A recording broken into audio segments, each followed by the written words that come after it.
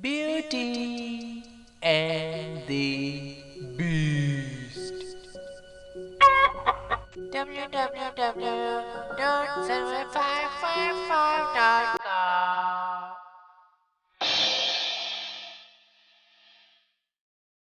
ایک تھا بہت خوبصورت گھر جہاں رہتی تھی تین بہنیں. سب سے چھوٹی تو بہت ہی خوبصورت تھی میری طرح. ہر وقت ہنستی رہتی، دوسروں کے کام آتی اور گھر کے سب کام بھی کرتی. اسی لیے اس کا نام رکھا گیا تھا بیوٹی.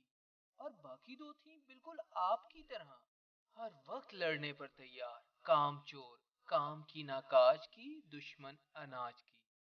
بیوٹی سب کی مدد کرتی تو یہ مدد کرنے کے بجائے اس کا مذاق اڑاتی. ان بہنوں کے ابو جان تاجر تھے، بہت امیر، مگر پھر ایک وقت ایسا آیا کہ وہ غریب ہو گئے.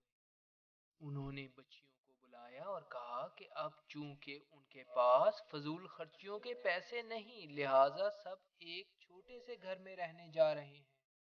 خیر، نئے گھر میں پیاری بیوٹی گھر کے سب کام کاج اپنے ہاتھ سے کرتی، اپنے ابو کی خدمت کرتی، اور پھر وقت ملتا تو اپنی کہانیوں کی کتابیں بھی پڑھتی. مگر اس کی چڑچڑی بہنیں جو آپ کی طرح تھیں، وہ روتی رہتی کہ ہم غریب ہو گئے، ہمارے دوست ہم سے جدا ہو گئے، ہائے ہائے ہائے، ہمارے ساتھ کیسا ظلم ہو گیا. اور اس کو دیکھو، بیوٹی کی بچی دال دال کچی، اب بھی کتنی خوش ہے.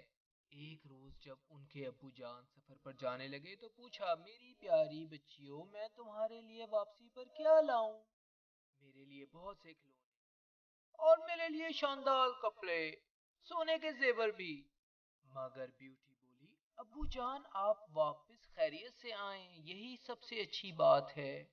اچھا، آپ لانا چاہیں تو گلاب کا پھول لیتے آئیں، کتنا خوبصورت ہوتا ہے نا وہ. چند دن بعد جب ابو جان واپس آ رہے تھے تو راستے میں جو جنگل پڑتا تھا وہاں رات ہونے لگی. ایک تو اندھیرا، دوسرے شدید بارش شروع ہو گئی. اف، کتنی شدید سردی تھی. ٹھنڈی ہواؤں کے چلنے سے آوازیں پیدا ہو رہی تھیں. مگر یہ کیا، یہ تو گھر ہے، جنگل میں گھر. ابو جان نے کہا اور گھوڑا اس گھر کی جانب دوڑایا. ہیلو، کوئی ہے؟ میں اندر آ سکتا ہوں؟ کوئی جواب نہ ملنے پر وہ اندر چلے گئے. باہر اتنی سردی اور اندر واہ کیا شاندار گرم کمرہ تھا. آہا، یہاں تو کھانا بھی رکھا ہوا ہے. انہوں نے تھوڑی دیر انتظار کیا، اتنی بھوک لگ رہی تھی کہ کھانا کھا لیا اور پھر بستر پر سو گئے. صبح اٹھے، کیا میں خواب دیکھ رہا ہوں؟ نہیں، یہ تو سچ ہے.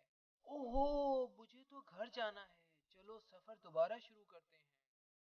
وہ گھر سے باہر نکلے تو باغ میں خوبصورت گلاب کے پھول دیکھے.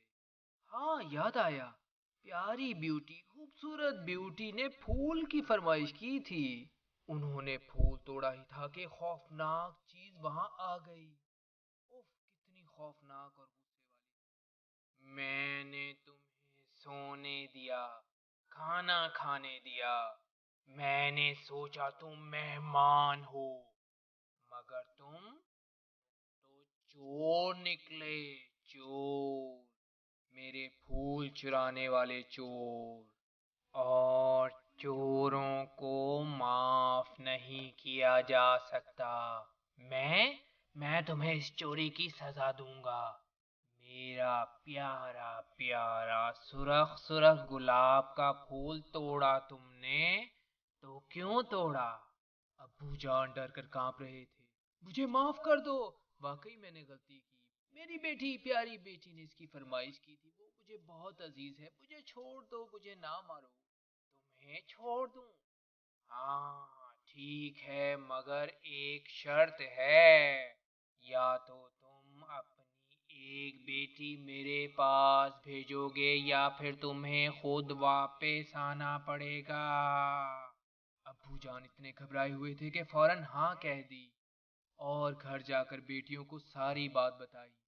چھوٹی بیٹی بیوٹی نے کہا، ابو جان، یہ سب کچھ میری وجہ سے ہوا ہے تو میں اس کے پاس جاؤں گی. ابو جان ماننے کے لیے تیار نہ تھے، مگر بیوٹی نے کہا، آپ نے وعدہ کیا ہے تو میں جاؤں گی اور ضرور جاؤں گی.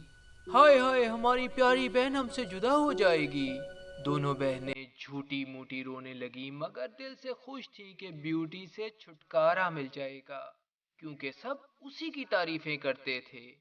اور پھر بیوٹی مشکل راستوں سے گزرتی ہوئی جنگل میں بیسٹ یعنی خطرناک اور خوفناک انسان کے گھر پہنچ گئی، اور اسے دیکھ کر گھبرا گئی۔ اف، تم کتنے بدصورت ہو!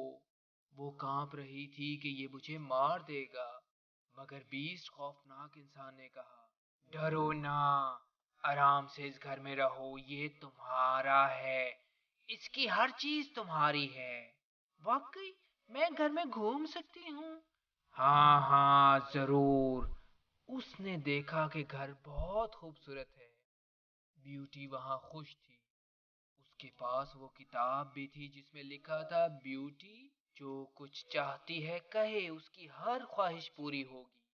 اچھا، کیا میں ہر چیز کی فرمائش کر سکتی ہوں؟ تو مجھے اپنے ابو جان کو دیکھنا ہے۔ اور بیوٹی کو اپنے ابو جان کا اداس چہرہ نظر آیا، جو بیوٹی کے جانے کی وجہ سے بہت اداس تھے۔ بیوٹی کے ساتھ خوفناک انسان کا رویہ بہت اچھا تھا۔ بیوٹی نے اجازت دے دی تھی کہ وہ اس کے ساتھ کھانا کھا سکتا ہے اور باتیں بھی کر سکتا ہے، مگر وہ روزانہ بیوٹی سے پوچھتا کہ کیا وہ اس سے شادی کرے گی۔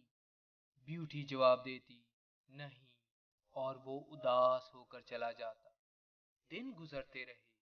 ایک روز بیوٹی کو اپنے ابو بہت یاد آئے۔ وہ خوفناک انسان سے بولی، میں اپنے ابو سے ملنا چاہتی ہوں۔ میں تمہارے بغیر زندہ نہ رہ سکوں گا، مگر اگر تم جانا چاہتی ہی ہو تو میں تمہیں نہیں روکوں گا، اور جب واپس آنے کی خواہش ہو تو یہ انگوٹھی واپس لے آئے گی۔ بیوٹی اپنے ابو جان کے پاس آئی۔ دونوں بہت خوش ہوئے۔ اس کی بہنوں کی شادی تو ہو چکی تھی، مگر وہ اپنے شوہروں سے لڑائی جھگڑے کرتی رہتی۔ اصل میں وہ بیوٹی کو دیکھ کر جل گئی تھیں۔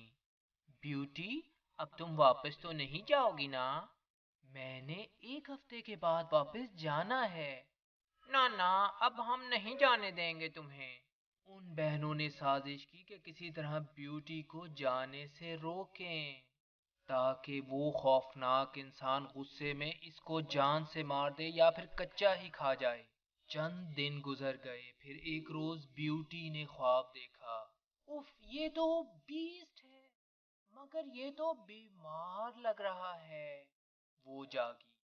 وہ خوفناک ضرور ہے، مگر مجھ سے محبت کرتا ہے، میرا خیال بھی تو رکھتا ہے۔ وہ بیمار ہے، میں ضرور واپس جاؤں گی، اور انگوٹھی کو حکم دیا کہ اسے واپس بیسٹ کے پاس لے جائے۔ گھر میں بیسٹ واقعی مرنے والا تھا، کیونکہ جب سے بیوٹی گئی تھی اس نے نہ کچھ کھایا تھا نہ پیا تھا، اور پیاری خوبصورت بیوٹی کو یاد کرتے ہوئے مرنے والا تھا۔ جب اس نے بیوٹی کی آواز سنی تو تھوڑی سی آنکھ کھول کر دیکھا۔ بیوٹی، تم کہاں تھیں؟ اچھی بیوٹی، تم واپس آ گئی، میں بہت خوش ہوں۔ پیارے بیسٹ، تم اچھے ہو جاؤ، میں تم سے شادی کروں گی۔ اس نے یہ کہا ہی تھا کہ سارا منظر بدل گیا۔ وہاں خوبصورت محل تھا، موسیقی بج رہی تھی، پرندے گا رہے تھے، اور خوفناک انسان خوبصورت شہزادے میں تبدیل ہو چکا تھا۔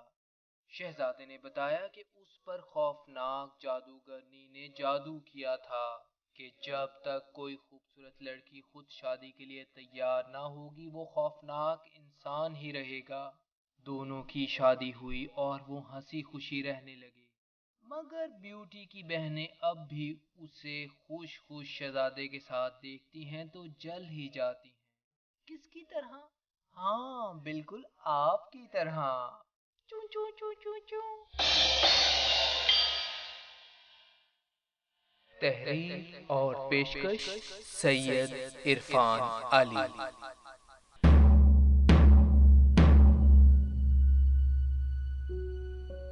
www.server555.com